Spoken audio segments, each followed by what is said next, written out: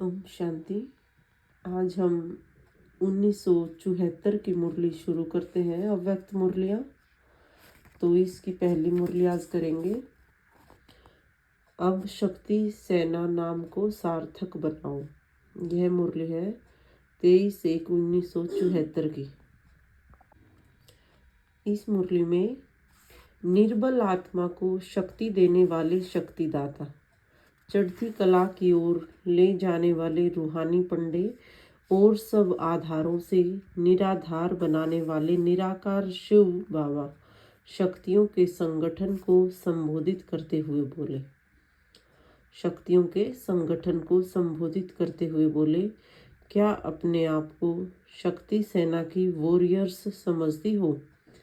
जैसे आपके संगठन का नाम है शक्ति सेना, क्या वैसी आप अपने आप को शक्ति समझती हो? क्योंकि शक्ति सेना का अर्थ है सर्व शक्तियों से संपन्न आत्माओं का संगठन। तो प्रश्न है कि जैसे नाम परिचय सिद्ध करता है, तो क्या वैसे प्रैक्टिकल में कर्तव्य भी है? नाम जैसे सर्वशक्ति संपन्न, तो शक्ति सेना, तो इसका कर्तव्य क्या हुआ? कर्तव्य बाबा आगे बताएंगे। सर्वशक्ति संपन्न बनने की युक्ति बताते हुए बाबा बोले, सदा यह स्मृति में रखो कि बाप का नाम क्या है और बाप की महिमा क्या है। फिर उसके बाद यह विचार करो कि जो बाप का काम है, क्या वही मेरा भी काम है? बाप का नाम और बाप का काम, तो बाप का दे रखा है ये परम पिता परमात्मा गुणवाचक नाम, यानी कि कर्तव्य उसका। और उसका जो बाप का काम है सर्व का कल्याण करने का दिव्य कर्म, ये उसका काम है। तो अगर बाप के नाम को सिद्ध करने वाला काम ने किया, तो बाप का नाम बाला कैसे करोगी? बाला अर्थात बाप का नाम ऊंचा कैसे करोगी? तो यह सोचो कि बाप की यह जो महिमा है कि वह सर्वशक्तिमान है, तो वह ही मेरा भी स्वरूप हो। क्योंकि बाप की महिमा के अनुसार ही तो अपना स्वरूप बनाना है। बाप सर्वशक्तिमान हो और बच्चे शक्तिहीन, बाप नॉलेजफुल हो और बच्चे अनपढ़, यह शोभेगा नहीं। अर्थात जैसा बाप होता है उसकी संतान भी वैसी ही होती है।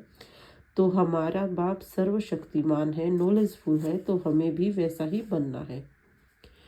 तो यह देखना है कि हर सेकंड चढ़ती कला की तरफ है। एक सेकंड भी चढ़ती कला के बजाय ठहरती कला न हो, गिरती कला न हो। क्योंकि आप हो पंडे। अगर पंडे ठहरती कला में आ गए या रुक गए, तो आपके पीछे जो विश्व की आत्माएं चलने वाली हैं वे सब रुक जाएंगी। आप इंजन ही ठहर गए तो डिब्बे स्वतः ठहर जाएंगे। आप सबके पीछे विश्व की आत्माएं हैं। आप लोगों का एक सेकंड भी रुकना साधारण बात नहीं है। क्या इतनी जिम्मेवारी समझकर चलती हो? विशेष स्थान पर और विशेष स्थान के रूप में सबकी नज़रों में होना।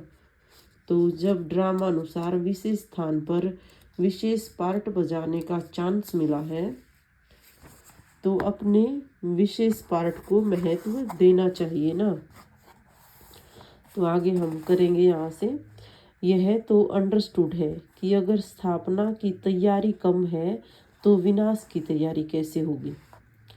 इस दोनों का आपस में कनेक्शन है ना। समय पर तैयार हो जाएंगे, यह समझना भी रोंग है। अगर बहुत समय से महाविनाश का सामना करने की तैयारी का अभ्यास नहीं होगा, तो उस समय भी सफल नहीं हो सकेंगे। अर्थात बहुत काल का अभ्यास चाहिए, बाबा कह रहे हैं इसमें। तो बहुत समय की प्राप्ति के लिए बहुत समय से पुरुषार्थ भी करना है। क्या ऐसे बहुत समय का पुरुषार्थ है? साइंस वालों को महाविनाश के लिए ऑर्डर करें। एक सेकंड की ही तो बात है, इशारा मिला और किया। तो क्या ऐसी शक्ति सेना तैयार है? एक सेकंड का इशारा मिले और सदा देही अभिमानी, अल्पकाल के लिए नहीं सदाकाल के लिए हो जाए। तो इसके लिए अभी पुरुषार्थ करो। अभी ऐसा पुरुषार्थ करो जो ऑर्डर मिले और एकदम से देही अभिमानी स्थिति में स्थित हो जाए। अपने आप प्रोग्राम बनाओ और स्वयं ही स्वयं की उन्नति करो। प्रोग्राम बनेगा तो कर लेंगे, यह भी आधार मत रखो।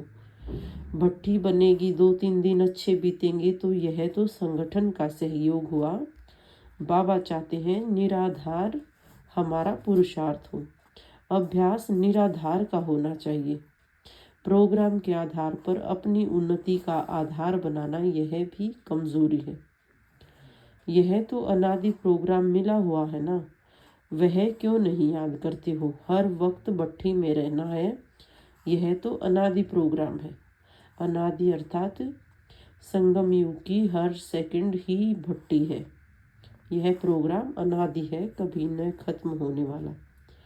अच्छा, जैसा अपना नाम वैसा काम करने वाले, बाप का नाम सदा बाला करने वाले, 1 सेकंड में ऑर्डर मिलने पर तैयार हो जाने वाले और निराधार होकर पुरुषार्थ करने वाले रूहानी सेनानियों को बाप दादा का याद प्यार और नमस्ते। हम रूहानी बच्चों की रूहानी बाप दादा को याद प्यार और नमस्ते। शुक्रिया बाबा, शुक्रिया। ये थी बाबा की पहली मुरली।